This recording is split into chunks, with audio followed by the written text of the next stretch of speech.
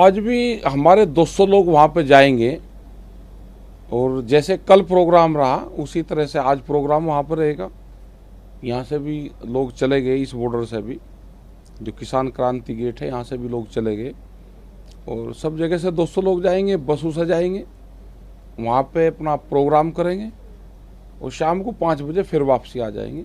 और एक इससे बहुत ठीक मैसेज इससे एक जाता है, कम लोगों में अपनी बात कहने का एक मौका मिलता है, सब लोग ध्यान से सुनते हैं और अलग अलग स्टेट के लोग आवे, अलग अलग एक्सपीरियंस अपने बताते हैं, तो उससे एक दूसरे को जो शेयर है वो भी हो जाता है ठीक, और एक सरकार को भी ठीक मैसेज जाता है, प्रेस के माध्यम से सरकार को ठीक मैसेज जाता है। और जो किसान संसद लगी हुई है उसका नाम भी है कि संसद के बाहर संसद लगी हुई है।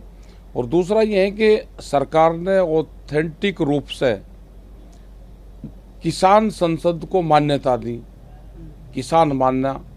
जो दिल्ली में दिक्कत कर रहे थे कि हम किसान ही नहीं है, तो उसको किसान मानने और लिखित पढ़त में वहाँ पे जाने की परमिशन दी, लिखित पढ़त में दी। तो जिस तरह से कल आप खुद सिंगू बॉर्डर गए, सिंगू बॉर्डर से जो किसान बसों में बैठ के आए, क्या आज भी इसी तरीके से सिंगू बॉर्डर से ही किसान आएंगे या गाजीपुर से या टिकरी बॉर्डर से भी? नहीं नहीं, जो ऑफिस है वो सिंगू बॉर्डर है, वहाँ से ही बैठेंगे, वहाँ से ही जाएंगे और वहीं गाड़ी में वापसी आएगी। तो एक और आएगा, गाड़ियों में ही बैठ कर लोग वहाँ पे जाएंगे जी। तो आप भी जाएंगे आज? हाँ जा लेंगे, आज 3 आदमी है चले गए हुए। आप भी जाएंगे? नहीं हम नहीं जा रहे आज आप नहीं जा रहे। अच्छा सर, ये बताइए कल का जो, अगर मैं कल की बात करूँ, कल जिस तरीके से आपने संसद के बाहर एक और संसद, किसानों की संसद नाम दिया है, किसानों की संसद रही, तो उस किसान की संसद का जो एक्सपीरियंस है कल का आपका कैसा रहा? वो ठीक रहा ना कि करीब वहाँ 10 स्टेट के लोग वहाँ पे थे और अब अपनी स्टेट के बारे में बताया, उन्होंने बात करी, वहाँ पे क्या क्या घटनाक्रम हो रहे हैं, फसल का रेट क्या है, क्या उनको दिक्कत आती है, वो सारी चीज़ रखी।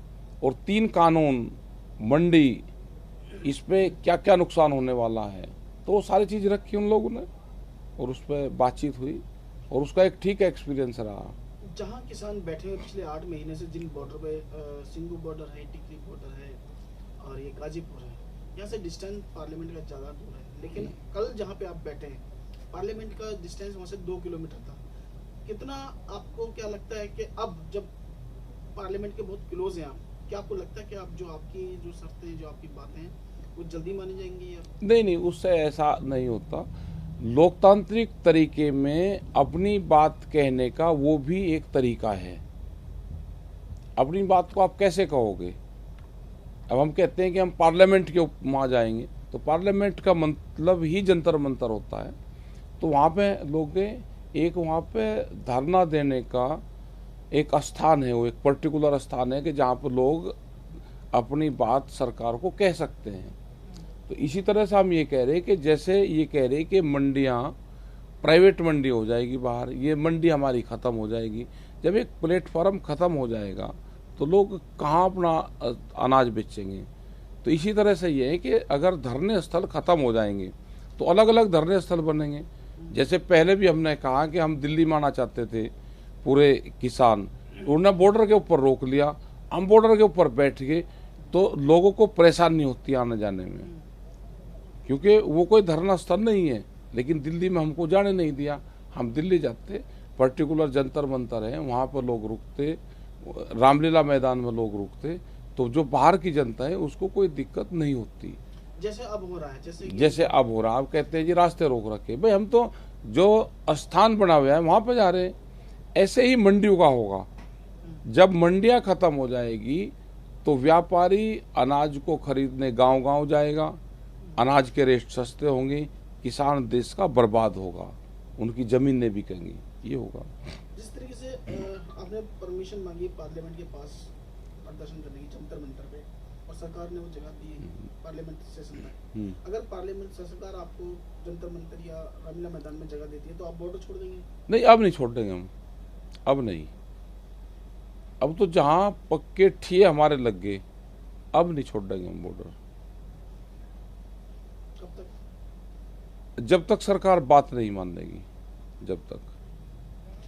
सरकार की तरफ से कृषि मंत्री नरेंद्र तोमर जी ने कल बोला है कि वो अभी भी बात करने के लिए तैयार हैं और सारी खुली किताब है। जैसे 11 दौर की बात वो कर चुके हैं और अभी किसान अगर बात करना चाहें तो अभी भी रास्ते खुले हुए हैं और वो बात कर सकते हैं। वो कंडीशन लगाते हैं कि बिल जो कानून है ये वापसी तो हम करेंगे नहीं, और कोई और मसले हो तो बात कर ले। जब पहले ही उन्होंने कंडीशन लगा दी कि कानून वापसी नहीं होंगे, इस पे तो कोई बात नहीं होगी, और दूसरा कोई बात है तो कर ले। कंडीशनल किसान बात नहीं करेगा, कि सरकार कंडीशन लगाएगी और बात करेगी। ना देश का किसान कमजोर था, ना कमजोर है, और ना कमजोर रहेगा। सर कल मीनाक्षी लेखी जी जो न्यू मंत्री बनी है, उनका एक बयान आया था जिसपे काफी कल हंगामा हुआ, आप लोगों का भी रिएक्शन आया। अब उस बयान के ऊपर कल रात उन्होंने माफी मांगी है, मीनाक्षी लेखी जी ने जो एक बयान उन्होंने दिया था जिसपे कंट्रोवर्सी हुई, जिसपे आप लोगों को, अब उस पर उन्होंने माफी मांग ली है, क्या कहते हैं? देखो, जो उन्होंने बयान दिया, आपने कल ही कहा था कि ये इनका व्यक्तिगत बयान नहीं है। यहाँ पे एक टीम बनी हुई है बीजेपी में, वो लिखत पढ़त में किसी न किसी आदमी को बयान देती है। उसने वो बयान उनको लिखित में बयान दिया, उनने बयान पढ़ा, उनको जब जानकारी नहीं है किसी के बारे में, आप अनाप शनाप बयान दोगे।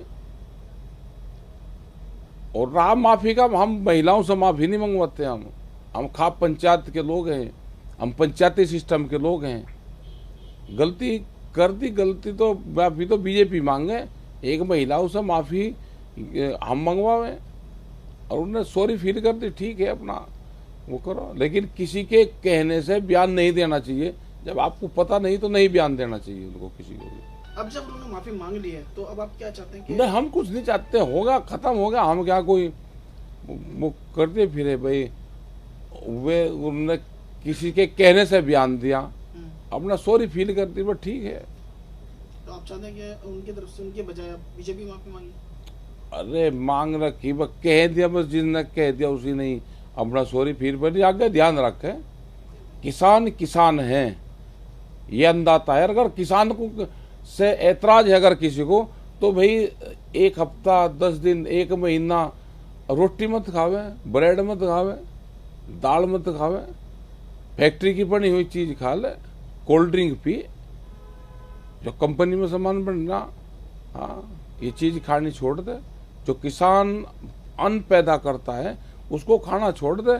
फिर बता दिए कि हम किसान हैं, अपना सोना खा, चांदी खा, नोट खा, तो बहुत पैसे वाला है ना, तो अन्न मत खावे, किसान के उपजाए हुए उसका इस्तेमाल ना करें। और फिर 8 दिन बाद में बता दिए। सर कल एक रिपोर्ट भी आई है जिसमें कहा गया है कि किसान की जो फसल है इस बार वो पहले से ज्यादा हुई है, अनाज ज्यादा हुआ है, उस पर आपका क्या कहना है? भाई किसान पैदा कर रहा है ना, तो जब ज्यादा हुई, इनका क्या रोल है उसमें? बिजली महंगी, फर्टिलाइजर महंगा, किसान को ये लगता है कि भाई मैं ज्यादा अनाज पैदा करके मुझे ज्यादा कीमतें मिल जाएंगी, तो वो नहीं हो पा रहा। जितना किसान फसल ज्यादा पैदा कर रहा है उतना ही किसान नुकसान में जा रहा है। सरकार को सोचना चाहिए कि किसान लॉकडाउन में भी पुलिस की लाठियां उसके ऊपर रही और वो खेत में कटाई करता रहा। तो ये तो सरकार को सोचना चाहिए कि देश को अन्न दे रहा है तो सरकार क्या उसको दे रही? सरकार उसको लाठियां दे रही। लेटेस्ट खबरें पाने के लिए कल्याण टुडे चैनल को सब्सक्राइब करें और नोटिफिकेशन पाने के लिए बेल आइकॉन बजाएं।